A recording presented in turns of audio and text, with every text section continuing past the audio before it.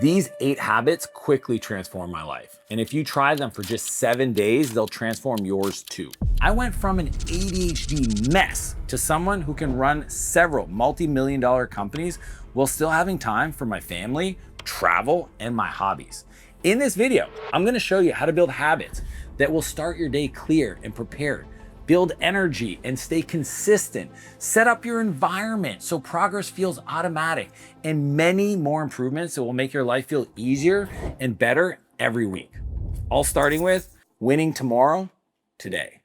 Your tomorrow is won or lost the night before. You essentially can't have a productive morning if you have a weak night routine. Because bedtime for me, it's the real productivity hack, and most people freaking ignore it. The metaphor I like to think about is like my battle for my day is actually fought in yesterday's battlefield. And there's a few things you need to do every night before bed. First, plan tomorrow tonight. My day is dialed the night before. My whole week is dialed in the Sunday before the week. And I'll actually touch on how you do that in a little bit. Then set a bedtime alarm. Most people set a time to wake up. I have an alarm that goes off to tell me to go to bed. Because if I don't, I know my morning is ruined. Next, dump all your open loops into a list before you go to sleep. Most people can't sleep well, so they wake up tired because they've been tossing and turning with shit they needed to write down and forget about, but instead they like sat there and thought about it and didn't sleep, and then I can't sleep, so maybe I should watch a show, and then I watch a show, and then I can't get any sleep. Dump it out in a book. Have something to write on next to your bed. And finally, put any unfinished tasks in your calendar to tackle it tomorrow. At the end of my workday, I have a Google Doc where I dump all the unfinished tasks, and it's linked to my calendar for the next day to review. So that way I have a ramp down period so that I don't have any open projects or tasks that can't wait for the next morning. Now you set yourself up for success the night before. You need to look at the habits that will quickly transform your life from the moment you wake up. Habit number 2, protect your morning. Your body is an on switch for your brain. Starting your day on the right foot sets the tone and your mood for the rest of the day. If you follow me on Instagram, you will definitely see me post exhaust the body, tame the mind. Why? See, when I was diagnosed with ADHD at 11 and struggled on medication for 20 plus years, being somebody that I wasn't, it occurred to me that the harder I worked out, the more ability I had to control my thoughts, control my focus, control my output. And that morning time is so important to get that right that I don't leave it up to chance. So to do this, block the first 60 minutes of every day and do these 3 steps. Number 1, input fasting. Avoid the news, motherfucker. It's all the worst things happening in the world. And everybody's like, but I need to know what's going on. Trust me, the other people watching the news will tell you. Social feeds, same thing. You're like, I'm just gonna check my messages. 2 hours later, you're still laying in bed. You haven't even done anything. Or your inbox of other people's priorities on your time, and you just let it take over your brain. Put a fasting ritual in place and don't let other people distract you. 2, move your body and break a sweat. Simple, put a weighted vest on and go for a walk. Or go to the gym and go see how heavy you can lift. I don't care what it is, but if you struggle with consistency, get a workout partner. I don't care what you do, just make sure you wake up and break a sweat. And 3, drink a full bottle of water as soon as you wake up. Like you literally laid there for 7 or 8 hours. Your body's dehydrated. That's why you weigh less in the morning than you do when you go to bed. And you just like wake up and get into stuff and you think your brain's gonna work when you don't have enough liquids in it. Don't do that. Drink that electrolyted water, hydrate, and watch your brain revive itself. I promise you, if you start doing these things first thing in the morning, you'll see your whole life transform like that. And look, I know a lot of you watching are business owners or CEOs who wake up reactive.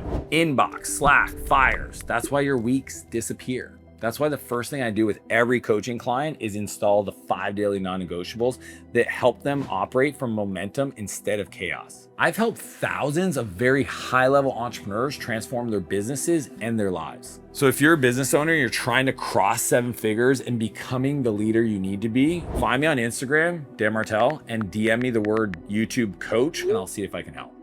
Okay. Now that you've prepared your body on a daily basis, if you really want to transform your life, you need to prep your mind.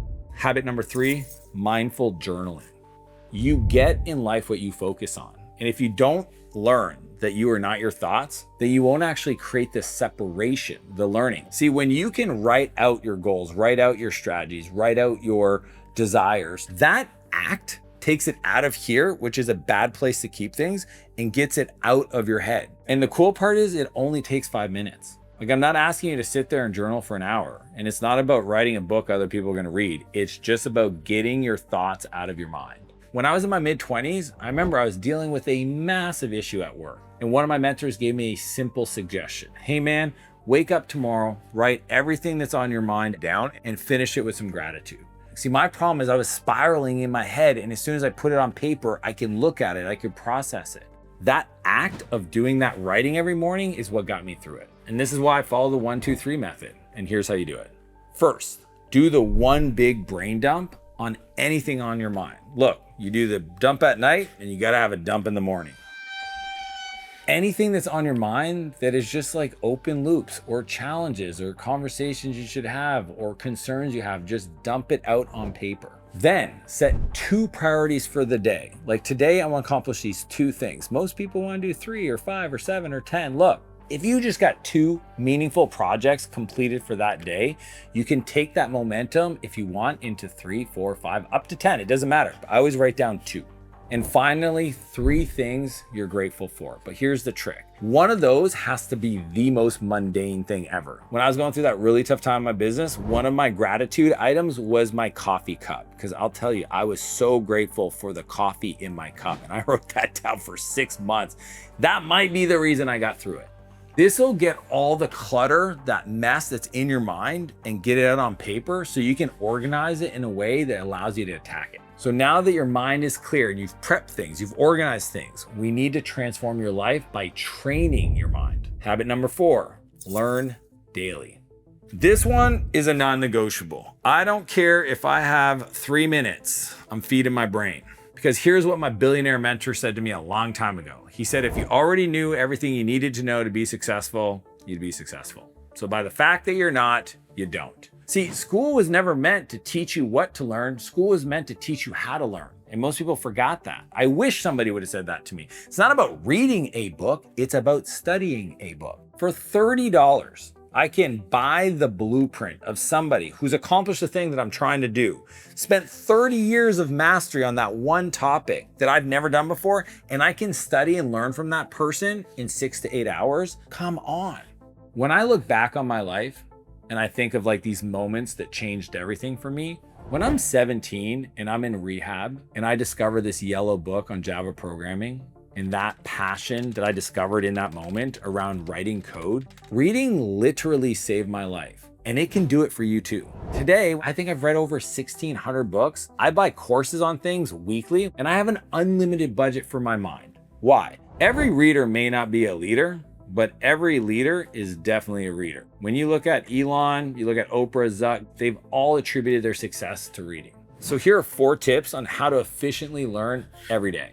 1, read at least 10 pages of a book every morning. Now, if you want to cheat, just bump the font up on your Kindle. My wife makes fun of me all the time. She thinks I'm blind, because then those 10 pages are a lot quicker to get through. But I've been doing this for 18 years, almost religiously. Right after I free my mind from journaling, I go into feeding it by reading. And number 2, make sure you choose just-in-time books, not just in case. See, school taught you just in case. Hey, here's some stuff you could use just in case you need it. I read books that I need to learn to actually solve problems today. When you find out about a book and somebody says, that's a great read, don't read it unless that's what you need to read today. And if you're starting a book and it doesn't give you value or you feel it's relevant to you today, drop it fast if it's not useful. Number 3, as soon as you find a golden nugget of knowledge, apply it immediately. JFDI. Okay, that is my philosophy. If I feel that passage and it inspires me to do something, go do something. And to go even further and to really lock it in, step 4, teach it to someone else. Share that insight to a friend. My favorite way is to actually screenshot the book passage, highlight it, and then tell people on my social media why I like it. The social posts on a daily basis, that accountability is a really great way to add value to your followers and also hold you accountable to always reading. So we made sure your mind, your body are fed and they're growing. But if we want to quickly transform your life, this next habit is crucial. Habit number 5, environment engineering. Let me tell you what I mean by that. Few things will influence your life more than your environment. If you think about it, you can have the best mindset, positive, excited, but if I take you and I put you in a commercial grade freezer, you're gonna be cold. If you're like, but I'm warm, I'm thinking about being warm. No, you're gonna fucking freeze to death. If I take you out of the freezer and I put you on a beach and it's sunny outside, guess what? You will get warm. You are the byproduct of where you spend the most time. The people you talk to, the way you structure your environment, is it clean? The things you look at, you are a sensory adapter to the world around you. Most people underestimate or don't even consider designing that. And I always break that down into two parts, the people and the place. People, those raise or lower your standards by the expectation they have on your life. We'll dig into that. The places define your energy and your focus. You ever walk into a room and you're like, I feel the vibe of this place. The way I like to frame it is people are either pulling you up or they're pushing you down. They're either supporting your dreams or telling you why you should stay small. And here's what I know. God has a way bigger plan for you than being a big fish in a really small pond. So make sure you're in the right pond. So here's how you can design your life and transform it forever. The first thing is we have to learn how to design our environment. See, most people make it hard on themselves to win. I always ensure that the right action that I want to take in my life, the right habit, is the easiest action. So for example, I don't keep shit in my house that I know I would fucking go crazy on, like boxes of peanut butter and chocolate Ritz. I mean, they don't even make those, but if they did, I would eat the whole friggin' box. Because I learned a long time ago, it's easier to avoid the dragon than to slay it. For example, there's a certain type of protein bar that I treat like a chocolate bar. So I had to tell my team, hide them in the office. Don't tell me where they're at. And guess what? I'm so sneaky that I watched one of them go get me one day and I found where they hid it in the bottom drawer in the back cabinet and I fucking grabbed the box. Now, I told them while I was doing it, we had to change the spot. I'm also human and I'm always designing my environment to make the right decision the easiest one. Number two, surround yourself with killers. The people around you and their expectations of you will set the tone for your life. Like even a culture at our office, if you walked in and looked at everybody, you'd be like, is this a fitness business? Because they're all jacked. We have a fridge that says Martell Macros because we pay for everybody's meal prep. And most people that join that are not into that, they get inspired by it. I mean, Jen on my team literally went from her beginning weight to deciding to drop 40 pounds and hit the best physique she's ever had in her life on her own through the exposure of surrounding herself by where she decided to work with fucking killers. Okay, with everything we just talked about, we set ourselves up for success, but now we need to keep track of growth every day, which takes us to habit number 6, measure what matters. You can't improve what you don't measure. The other day, a friend of mine looked at me. He said, hey man, how fat were you in that picture? And I said, the truth was, I don't know because I refused to step on a scale then. He goes, oh, that makes sense. Why do you think I was fat? Because I didn't measure. I didn't want to know. And what I've learned in business and in life is anything that's important to me, the more I measure it and more frequently I am with it, the more honest I'll be about it. See, numbers just reveal the truth. They give you the foundation for you to actually push against to make change. If you don't track, how can you make a better decision to improve the situation? So for example, Jen, who I mentioned earlier, the one thing you'll notice about her and how she accomplished her fitness journey is she started off by getting a DEXA scan. She wanted to know what her body composition was. Then she measured every day, every macro, every calorie. And my favorite part is then she talked about it with other people. See, in talking about it, she created accountability. I call that a forcing function. But if you don't measure, how can you be accountable to something you don't know about? To make this super simple for you, I'm gonna give you only 2 steps you need to measure your success. First, you need to find your North Star metric. It's the one number that moves the needle the most. So every goal that you wanna accomplish has one of them, you just gotta figure out what it is. So for example, if it's getting in shape, then the North Star metric could be just your macros. Like what are you measuring per day? The macronutrients that you're intaking, which will add up to your calories. And the whole point is to be in a caloric deficit. Just know that whatever your goal is, there's probably one number that if you could figure out, it's like a leading indicator to you achieving your goal. Just measure it every day. Once you got that figured out, and if you're still confused, just ask AI, it'll tell you. Then we need to create a scorecard around that metric. The key is I want you to log it. I want you to like look it up and write it down so that you can create an emotional connection to that number and update it daily. Every week, maybe it's on Sunday, you sit down and you look at your progress. So those two things, the metric and the measurement, will change everything. But here's the thing. Now that you're able to see the progress on a daily basis, you need to build the habits to keep those numbers growing. Habit number 7, fight for momentum. Momentum, you know when you're in it. It feels good. You're like, you've got momentum, there's consistency, there's productivity, you feel good about yourself. It's like you're in flow.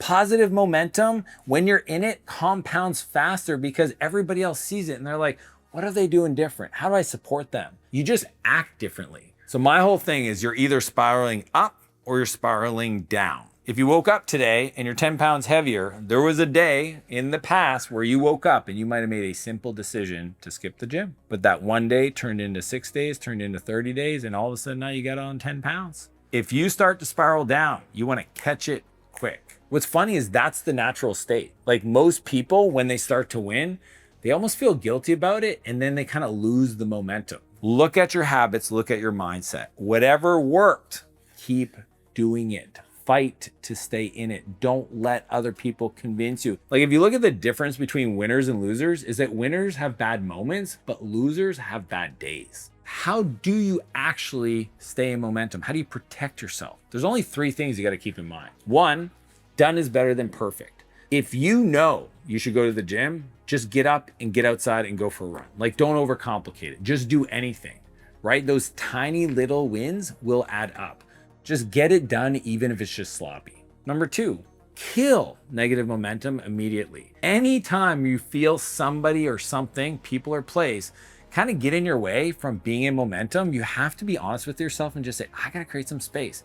I gotta not expose myself to that. I gotta not read those comments because those little decisions add up. So for example, I made a commitment that I never miss the gym 2 days in a row. One day, totally cool. If it's an early morning flight and I can't get to the gym, that's okay. Never 2 days in a row. Think of it this way. I like this language. Don't let a slip turn into a slide. And the last one, number 3, celebrate big wins. One of the worst habits I've seen from really high performing people is they don't celebrate their wins. So if you're one that's like, I don't like celebrating because I don't feel like I got there, stop that. That's exactly the habit that's going to keep you from building momentum.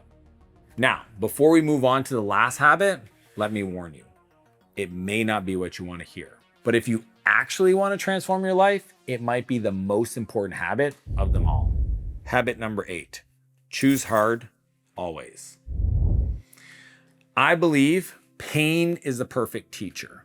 People that look at winners think they're special. Winners lost more than losers because they decided to make tough choices. Because when you make those easy choices, you end up living a hard life. Think about it. If I just lay in bed, that's easy. Guess what? I'm going to have a hard life. When you make the hard choices, you end up living an easier life. And it's crazy because there's always going to be stress on you. Okay. The difference is there's you stress that you chose to go to the gym. You put stress on your muscles. That is self-imposed. And then there's distress. That is stress from the world imposing the pressure on you because you're reacting to making easy decisions because they weren't hard decisions. You stress builds your identity. Distress appears when you avoid hard choices. It's like when I was training for my Ironman, I was training 3 weeks before the race and a van cut me off while I was in aero position going 25 miles an hour. It destroyed my bike. It almost dislocated my hip. And when I started talking to my friends that were also training with me for the Ironman and family members, they all said to me, maybe you should sit this out. And I remember thinking I could, and nobody else would hold it against me. In many ways, they were encouraging me to do it. But then I realized a quote I heard a long time ago is sometimes life is getting you ready to receive what you've been asking for. And I knew in that moment I could choose easy and not race, or I can go work my way to find another bike, train on the bike, rehab myself, and show up to the starting line. And I will tell you, that full distance Ironman that I started on a bike I hardly trained on, in the heat we were running If I didn't go through that, the mental preparation to deal with that level of hard, I'm telling you, I had to go into a pain cave I didn't want to enter. But because I went through that, it got me ready. It was the most ridiculous thing I'd ever done in my life to that point. And in the same breath, when I finished, I got crazy emotional because I knew I'd earned that. And if I didn't go through it, I wouldn't have grown through it to become the person who could have kept pushing. So if life is hard, good. Because winners push past the point where everybody else said stopping was justified. So if you want to prioritize choosing hard to transform your life, do this. First, pick one challenge that scares you. I don't care if it's the Everesting challenge, 75 hard, running your first 10K, literally deciding to drop 10 pounds. Just pick something that you know you have a hard time doing and decide to use it to shape you. 2, tell people about your commitment. Activate it. Activate the outcome. Tell people because it'll create accountability. I call it positive peer pressure. Go on social media and tell everybody, this is what I'm going to do by this date. Hold me accountable. 3, when you hit the wall, and you will, say good. When you can reprogram your mind and go, man, I don't want to do that. Good. Oh my gosh, this is hard. Good. Why? Because if it was easy, everybody would have it. And the point of having it isn't to have it, it's to become the person who can get it. This is why I shoot these videos. This is why I'm here for you. I want to show you that there's nothing special about what I've done. I just chose hard. I decided to get up and say, look, I don't want to just retire. I don't want to rest on my past accomplishments. I don't want to be okay. I want to see what's possible. And 4, stack everything with your previous habits. See, as you work through these, you build a winning streak. You build momentum through consistency. And if you can build the habit to choose hard by default, so few people do that it'll separate you from everybody else and transform your life. With all that being said, I want to end on this. Your life is the byproduct of your habits. And I know you've probably tried things in the past and it didn't work and you reset and you're beating yourself up for it. I want you to know this. That dream life you want is so close. I actually think if you knew how close it was, it would scare you. It's a few days away from being a little bit better, a little bit more consistent, a little bit more disciplined. That over time it stacks and it snowballs, and all of a sudden you wake up one day and you're like, how is this my life? And it's not a decade. It literally could be 6 months. But the key is you got to start with one and you got to dial it in, and then you got to stack the next. And the whole philosophy that I like to think to myself is, can I be 1% better every day? I'm not competing against anybody else in the world. Not my brother, not my friends, not the internet. I'm here to compete against me from yesterday, you from yesterday. And you can wake up right now. You can start right now and decide to get on that journey and watch your whole life transform in front of you. And remember, if you're a business owner and you're looking to grow both in your business and your life, just find me on Instagram and message me YouTube Coach, and I'll see if I can help. And if you want to learn how to get rich without luck, talent, and a trust fund, click here and I'll see you on the other side.